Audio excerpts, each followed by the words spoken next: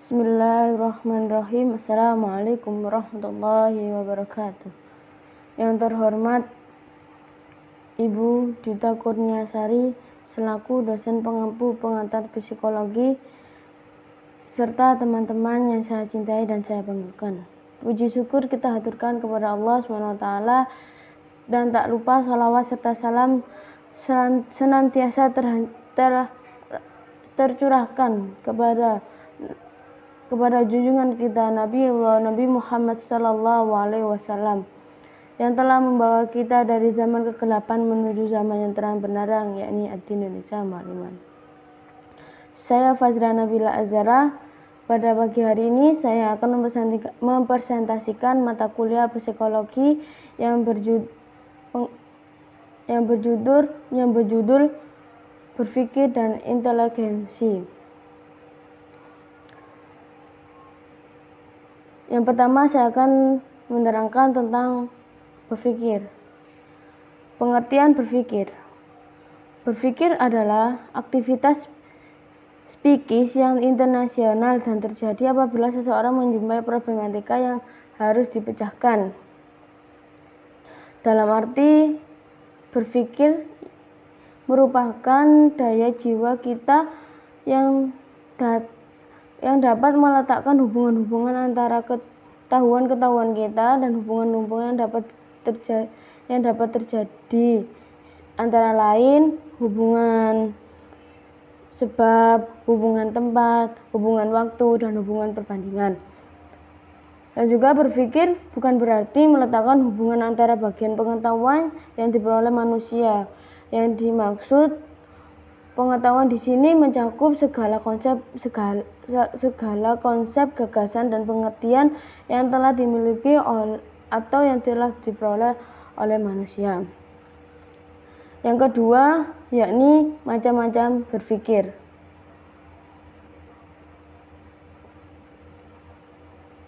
Macam-macam berpikir dalam garis besar ada dua macam, yakni pertama berpikir autistik atau melamun. Dengan berpikir autistik, orang melarikan diri dari kenyataan dan melihat hidup sebagai gambaran-gambaran fantastis.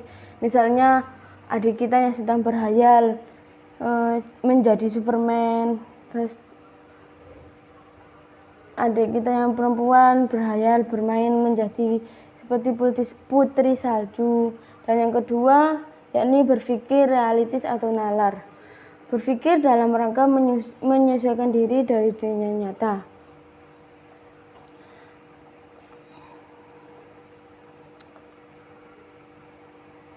Berpikir realistis ada tiga macam, yakni berpikir edukatif, berpikir indukatif, dan berpikir evaluatif. Dan yang ketiga, proses berpikir. Proses berpikir proses berpikir secara berturut-turut dapat diuraikan menjadi 4 bagian. Yang pertama, menetapkan masalah. Yang kedua, menimbang-nimbang hal yang relevan. Yang ketiga, merumuskan hipotesis atau dugaan. Yang keempat adalah verifikasi atau melakukan pengecekan. Yang keempat adalah tingkat-tingkat berpikir manusia.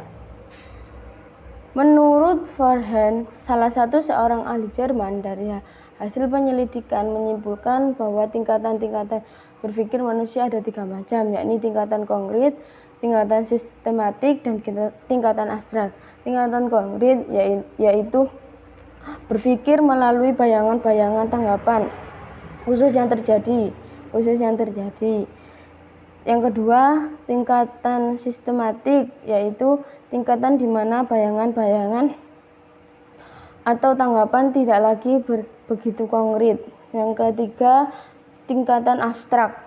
Tingkatan abstrak yaitu tingkatan di mana orang yang menggunakan pengertian yang terbagi atas golongan-golongan. Misalnya dalam proses berpikirnya orang tidak lagi membayangkan benda-benda lainnya. Yang kelima, bentuk-bentuk berpikir.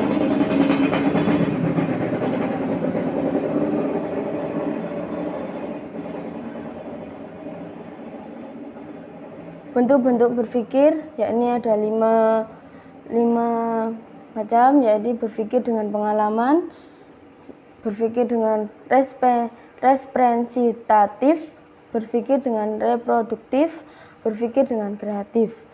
Berpikir dengan pengalaman, yakni dalam berpikir ini banyak menghimpun berbagai pengalaman. Sedangkan berpikir representatif yaitu sangat bergantung pada ingatan-ingatan dan tanggapan lainnya. Sedangkan berpikir reproduktif yaitu menghasilkan sesuatu yang hanya sekedar memikirkan kembali dan menyocokkan dengan sesuatu yang telah difikirkan sebelumnya. Dan yang terakhir, berpikir kreatif. Berpikir kreatif menghasilkan sesuatu yang baru, penemuan-penemuan baru. Berpikir kreatif harus dipenuhi dengan 3 syarat, yakni diantaranya kreatif melibatkan respon, kreatif harus dapat memecahkan persoalan, kreativitas. Dan adapun faktor-faktor yang secara umum menandai berpikir kreatif, yang pertama yakni kemampuan kognitif, sikap yang terbuka. Yang ketiga berpikir rasional dan yang terakhir yang ketiga berpikir rasional.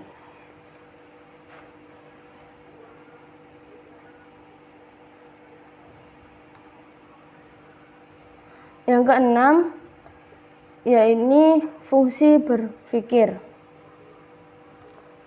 Fungsi berpikir ini ada 3 macam, yakni membentuk pengertian, membentuk pendapat atau opini, membentuk kesimpulan. Membentuk pengertian dapat diartikan sebagai suatu perbuatan atau suatu proses berpikir dengan memanfaatkan isi ingatan. Seperti pengertian dapat dibedakan menjadi 2, yaitu pengertian empiris dan pengertian logis.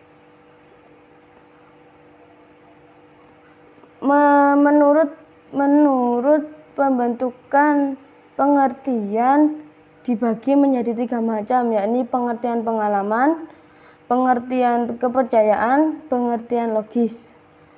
Dan yang kedua adalah membentuk pendapat opini. Dapat diartikan dengan hasil pekerjaan diri dalam meletakkan hubungan atau tanggapan yang satu dengan yang lain. Yang ketiga, membentuk kesimpulan. Membentuk kesimpulan dapat diartikan sebagai bentuk pendapat yang berdasarkan atas pendapat-pendapat lainnya yang sudah ada. Dan yang terakhir yakni gangguan berpikir. Dan yang terakhir adalah yakni gangguan berpikir. Gangguan berpikir ada menimbulkan penyelewengan berpikir antara lainnya. Yang pertama, oligophrenia, tua kecerdasan. Yang kedua, imbesia, dugu. Yang ketiga, debita, nolol moron, lemah kemampuan. Yang keempat, demensi.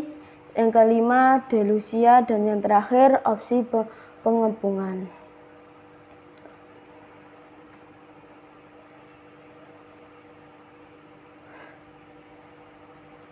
Ini sekarang kita menjelaskan tentang inteligensi. Yang pertama adalah pengertian inteligensi. Pengertian inteligensi merupakan kemampuan mental individu yang ditunjukkan melalui kualitas kecepatan dan keberhasilan dalam bertindak, berbuat, atau memecahkan masalah yang ada dihadapinya.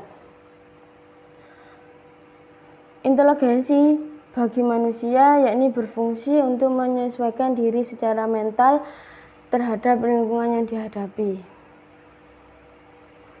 Yang kedua yakni menjelaskan tentang multi inteligensi dan karakteristiknya. Seorang filsuf, Prof. Robert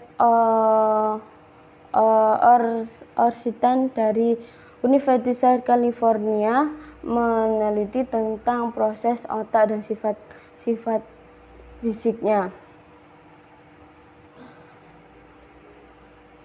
Otak merupakan sekumpulan jaringan saraf yang terdiri dari dua bagian, yaitu otak besar dan otak kecil. Otak besar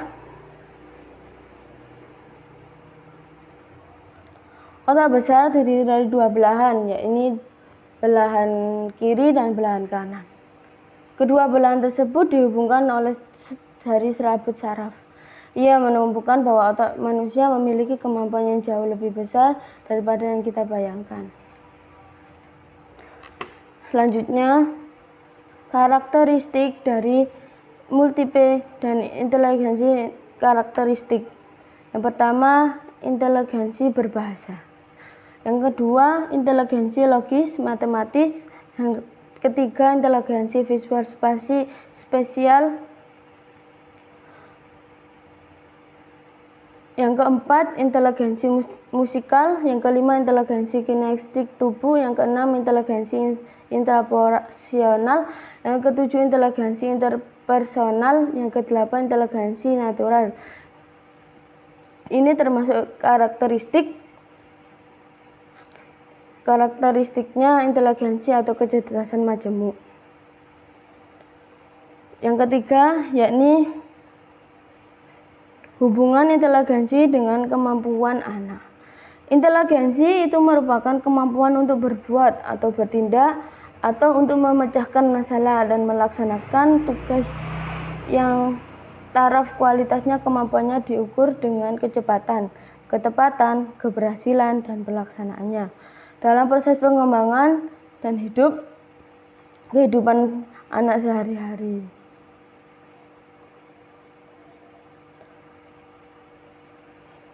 Tanpa adanya kemampuan dan dalam melaksanakan aktivitas dan dalam menyelesaikan masalah-masalah pada umumnya anak. Jadi, inteligensi sebagai suatu kemampuan bukan hanya dapat diwujudkan setelah manusia menjadi dewasa atau setelah potensi inteligensi berkembang saja. Akan tetapi, kemampuan inteligensi tersebut juga dapat difungsikan pada taraf kehidupan dan perkembangan yang lebih, yaitu pada masa anak semenjak bayi mengalami proses perkembangan. Tingkatan inteligensi si anak akan mempengaruhi tingkatan kemampuan anak melaksanakan dan menyelesaikan tugas. Tingkatan inteligensi anak juga mempengaruhi tempo dan taraf kualitas penyelesaian masalah tugas.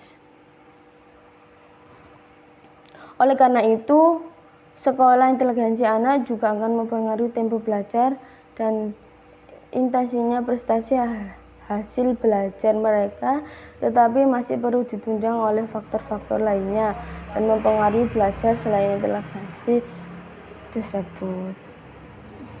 Yang keempat, yakni inteligensi kuotienten atau IQ.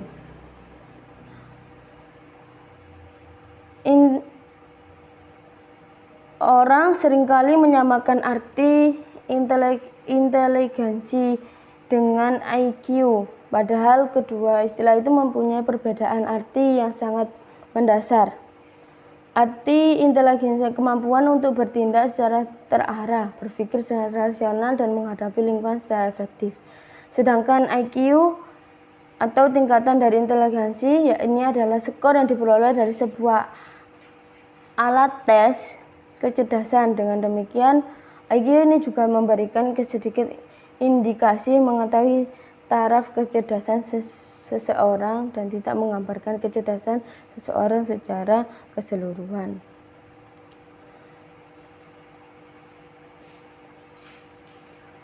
Dengan adanya perbedaan IQ pada manusia, itu berarti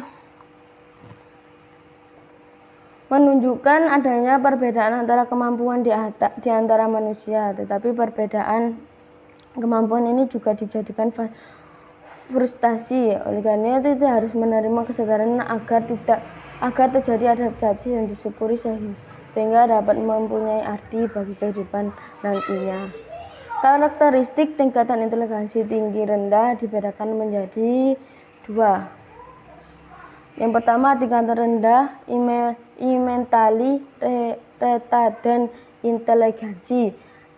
Ini dibagi menjadi 3, yakni idiot, imbecile, debil. Idiot adalah orang yang kurang atau lemah atau kelemahan mentalnya atau pikirannya paling banyak, yakni adalah IQ di bawah 30 ke bawah. Sedangkan imbecile yaitu yang orang yang kelemahannya mentalnya, seseorang yang kelemahan mentalnya pikirannya tidak seberapa atau cukupan, yakni adalah IQ yang 50 ke bawah. Debil yaitu orang yang sedikit kekurangan atau kelemahan mentalnya. Debil atau moron ini juga memiliki populasi lebih banyak daripada yang imbecile dan idiot.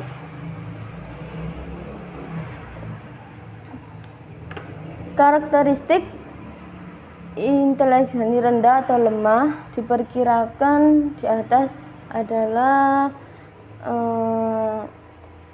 idiot. Yang pertama adalah idiot.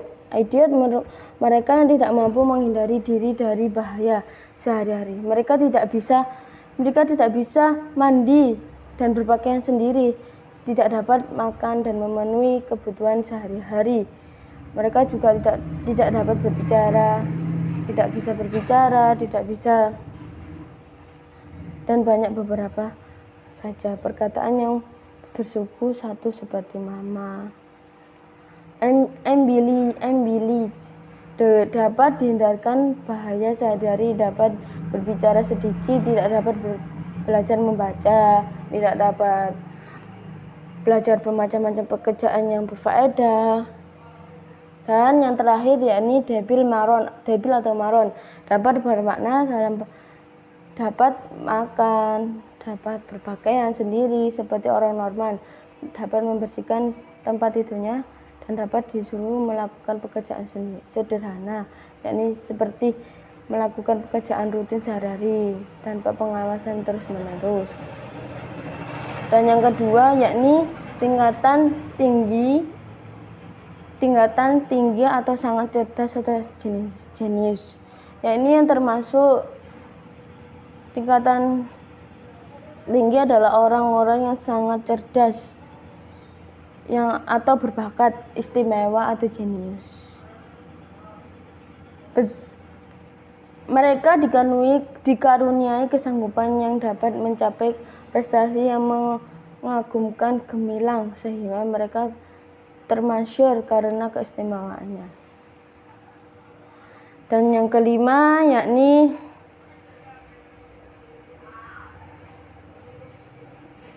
faktor-faktor pembentukan atau pengembangan inteligensi.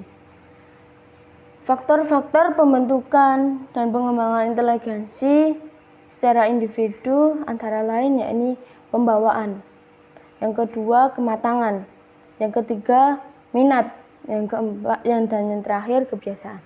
Pembawaan yakni adalah kesanggupan atau potensi yang dibawa sejak lahir, yang merupakan bahan dasar perkembangan.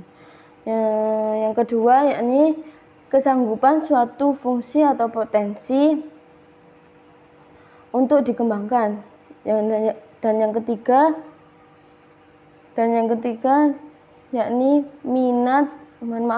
Yang ketiga yakni adalah minat, sikap senang kepada sesuatu hal. Minat ini juga berfungsi sebagai pendorong orang yang berusaha dan menyampaikan sesuatu dengan tujuan. Dan yang terakhir yakni kebiasaan. Kebiasaan adalah kondisi psikologi yang akan mempengaruhi sikap, performansi atau aktivitas uang dalam mewujudkan dirinya. Sekian dari saya. Terima kasih. Bila ada perkataan dan kekurangan mohon dimaafkan. Assalamualaikum warahmatullahi wabarakatuh.